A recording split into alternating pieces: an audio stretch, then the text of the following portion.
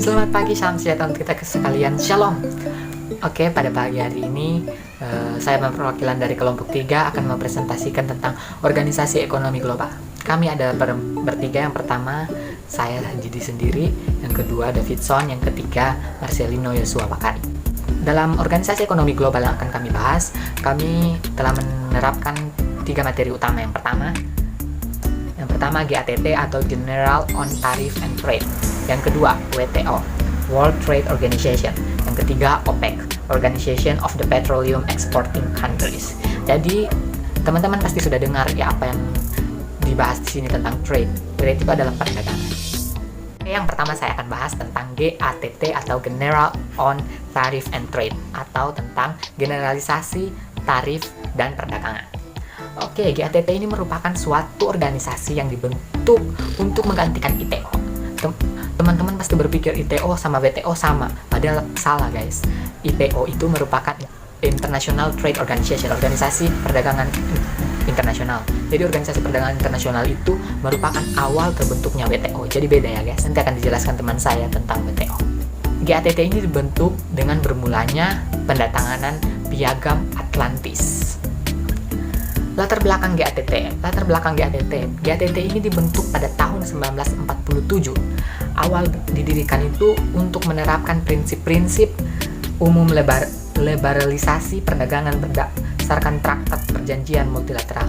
Jadi awal didirikan ini bertujuan untuk menerapkan prinsip-prinsip tentang persetujuan yang telah dilakukan dengan para anggota. Yang kedua, untuk mengurusi perjanjian umum tentang tarif dan perdagangan. Ya, seperti kan tadi saya bilang di awal tentang GATT. GATT ini merupakan General on Tariff and Trade, tarif dan perdagangan. GATT ini dibentuk di negara Jenewa atau Swiss, di negara Swiss. Jenewa atau negara Swiss. Tujuan GATT itu tujuan pokoknya yang pertama meningkatkan taraf hidup umat manusia.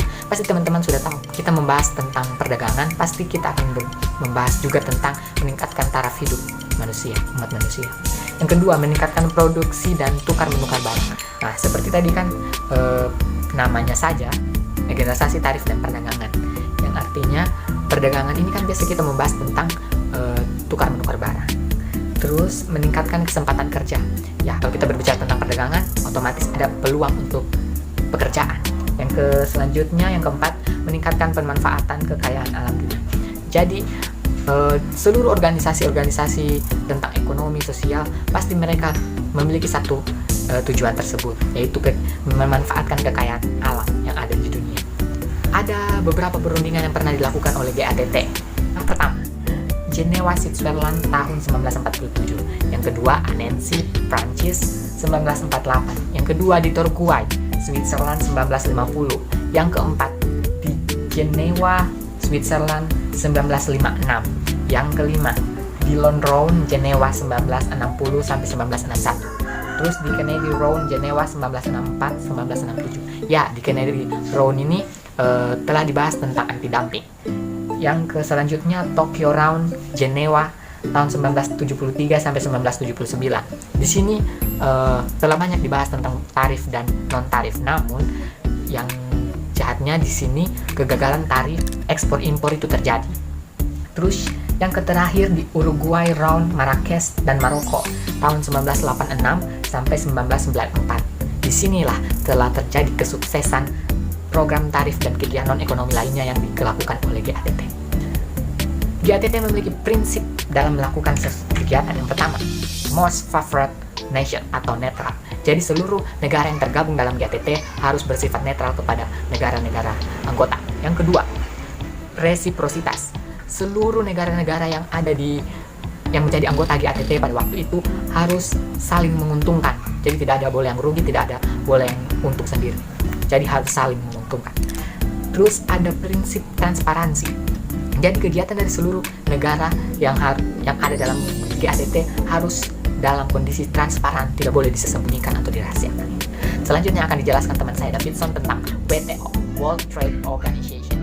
Saya akan melanjutkan penjelasan dari teman saya Didi. Saya akan membahas tentang WTO. Panjangan dari WTO itu World Trade Organization. Nah, WTO ini merupakan lembaga yang dibentuk untuk menggantikan GATT. Latar belakang dari WTO didirikan berawal dari putaran Uruguay pada tahun 1986 sampai 1994 serta perundingan-perundingan sebelumnya yang semuanya di bawah GATT. Kemudian beralihlah ke namanya WTO. Nah, terdirilah dari 160 negara anggota dengan 24 negara pengamat dalam Perkakasaan Jenewa, Swiss. Nah, disahlah sebagai organisasi perdagangan dunia ini pada tanggal 1 Januari tahun 1994. Nah, fungsi dari WTO yang pertama mengadministrasikan sebagai persetujuan yang dihasilkan putaran Uruguay, mengawasi praktek-praktek perdagangan internasional, forum dan menyediakan sengketa dan menyediakan mekanisme konsiliasi guna mengatasi sengketa perdagangan yang timbul. Yang keempat, menyediakan bantuan teknis yang diperlukan sebagai anggotanya. Yang kelima, sebagai forum bagi negara anggotanya untuk terus-menerus menyediakan perundingan pertukaran profesi di bidang perdagangan. Nah, tujuan dari WTO yang pertama mengangkat standar hidup, yang kedua menjamin tersedianya lapangan pekerjaan, yang ketiga pertumbuhan pendapatan real dan permintaan yang tinggi dan stabil, yang keempat perluasan produksi barang dan jasa serta mengoptimalkan SDA, yang kelima melindungi dan melestarikan lingkungan dan pertumbuhan ekonomi. Sekian yang saya bawakan, terima kasih. Yang ketiga ada OPEC, Organization of the Petroleum Exporting Country. OPEC didirikan pada tahun 1960 di Badak Trak dan pindah ke Wina, Australia pada tahun 1965. OPEC dibentuk akibat jatuhnya harga minyak di perusahaan besar seperti Shell, British Petroleum, Texaco, ExxonMobil, dan Gulf. Mereka melakukan penurunan harga secara drastis. Di sini ada contoh negara-negaranya. Yang pertama Qatar, yang kedua Iran, yang ketiga Ekuador, yang keempat ada Venezuela, yang kelima ada United Arabian Emirates, keenam ada Irak, yang ketujuh ada Libya, yang ke-8 ada Kuwait, ada yang ke-9 ada Algeria, yang ke-10 ada Saudi Arabia, yang ke-11 ada Nigeria, yang ke-12 ada Angola. OPEC juga memiliki tujuan. Yang pertama itu menstabilkan harga minyak dunia, yang kedua menyatukan perminyakan antar negara anggota, yang ketiga memenuhi kebutuhan dunia akan minyak bumi, yang keempat menentukan kebijakan untuk melindungi negara tetangga atau negara anggota.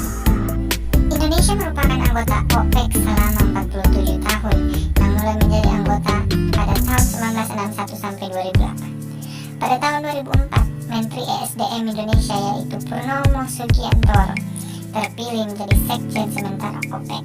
Sekian presentasi dari kelompok kami. Terima kasih. Kopunakap, susu, por favor. See you next time.